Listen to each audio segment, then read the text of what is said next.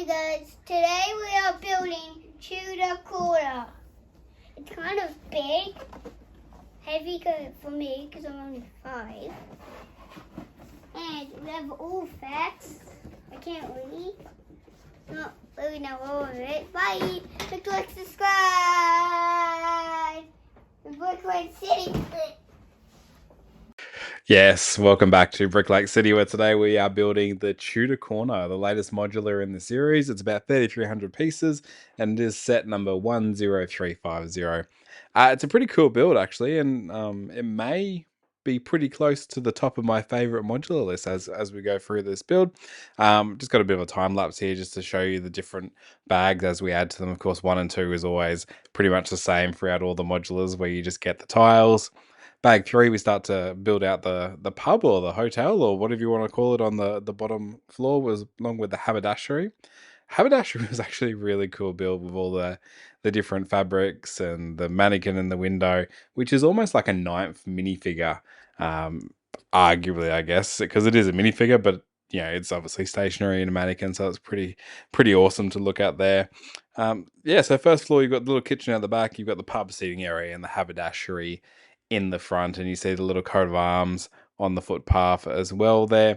One thing that's going to be difficult for me is it's not built on this one yet, but you can see bottom left hand corner, there is a little railing that gets built, which is right where my footpath is going to be once I change it over to the light bluish grey tile. So that's a bit of a pain, but that is what it is.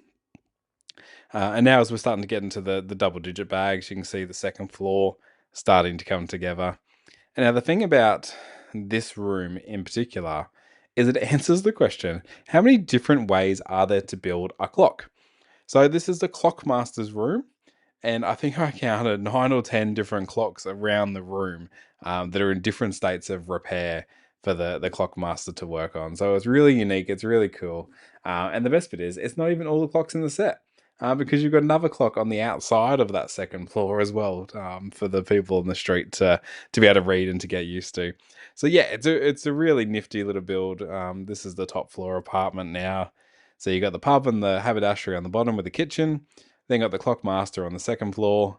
Third floor is then the apartment. And what's really a neat feature as well is just the angles of the roof, and the red and the white and the black come together really well. And this is just your standard roof where there's normally a hatch and a chimney or something on that top level as well. So that's it, 20 bags done and dusted as we start to assemble it all into one piece. Now I'll give you a good little look at what the set entails. I need to add the roof on. And here we go. Here it is, nice and easy. I just think it's just a really well put together set, and the colors just go really well. Like, I would never think to put light blue next to the dark building as they have there, but it just works. And of course, as we see throughout the Lego modules as well, there's a bit of greenery and a bit of life around the outside of it. And you're probably getting sick of my voice right about now, so I'll give you a break very shortly when we take a bit of a closer look at the inside of the module. I'll put some nice background music on for you. But the last thing I want to mention is just the minifigures that come with it. As I mentioned, there's a fair few that come with this set, and there's one in particular that already had a bit of sneak peek there that I really want to draw the attention to, and that's Old Mate on the corner there with his cargo bike.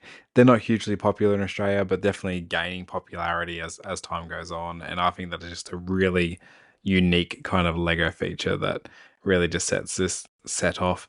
I'm not sure if it relates to the whole London English vibe or not, but yeah, definitely love it. So yeah, let's take a close look at the inside, and I'll put some nice music on in the background for you.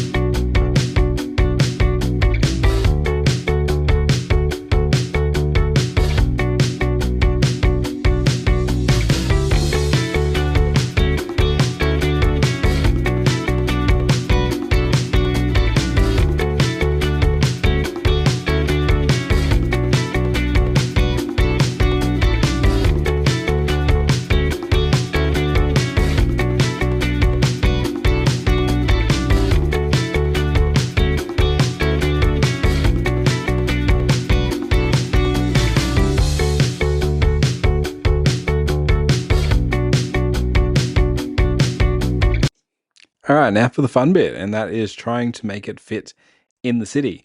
If you're a regular viewer, you'll know that I've got two shelves set up. The main one is pretty much at capacity, which is this one we're looking at now. The other one I'm only just starting out, but I really want to get this one into the main shelf, and at the same time, I want to add some vertical space, which might not make sense now, but it will very shortly.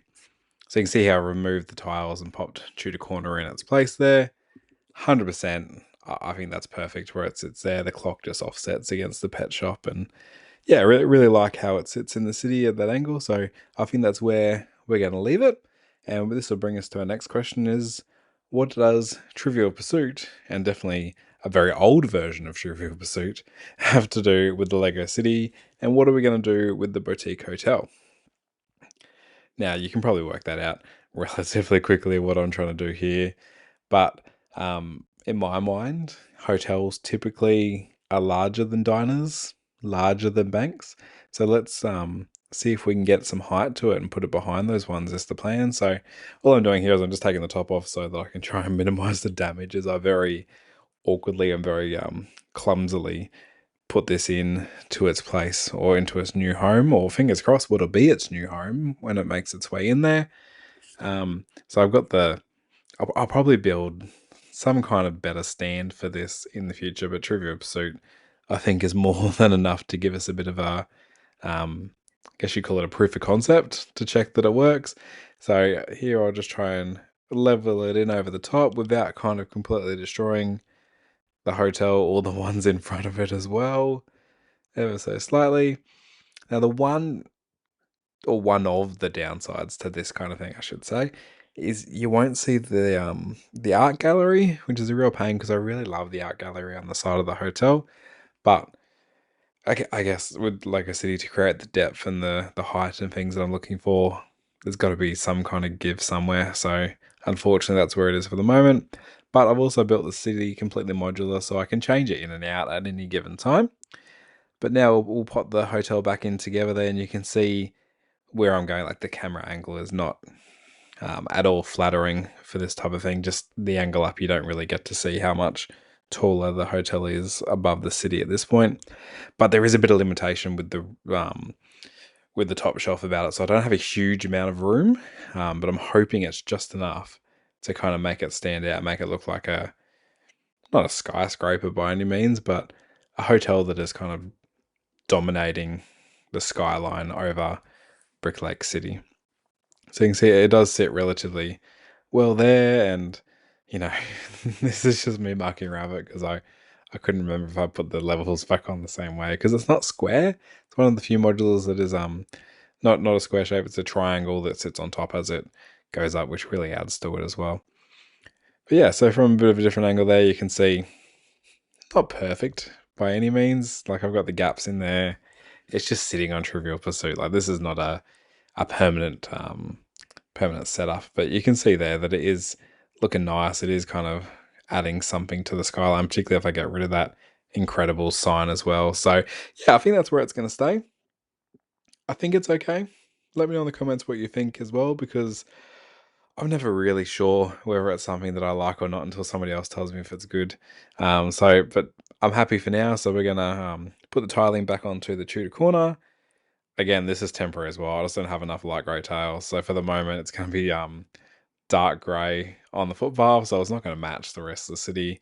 I've only just placed brickley quarters for another build that I'm making, and I completely forgot to add those ones to it. So that's probably a future me problem next time I order from Bricklink or Lego to try and get some tiles to make that up there. But you get the idea of it. I'm going to have to remove that fence as well. But yeah, I think the skyline is coming together. I like that it's adding a bit of height to the city, a bit of depth. Kind of the same thing I'm going with the backwards up house at the moment. That's another video in the future for what we're going to do with that one. But yeah, I think it's really filling out and I'm making the most of the space that I have available. Thanks for watching. Really appreciate you making it this far in the video. Got any advice for me or feedback on what the boutique hotel or the Tudor Corner looks like in the city? Any tips you might have for making it a little bit better and how I can maximize the use of that vertical space as well? I'd love to hear it in the comments below. But that's it for today. So we'll see you next time on Brick Lake City.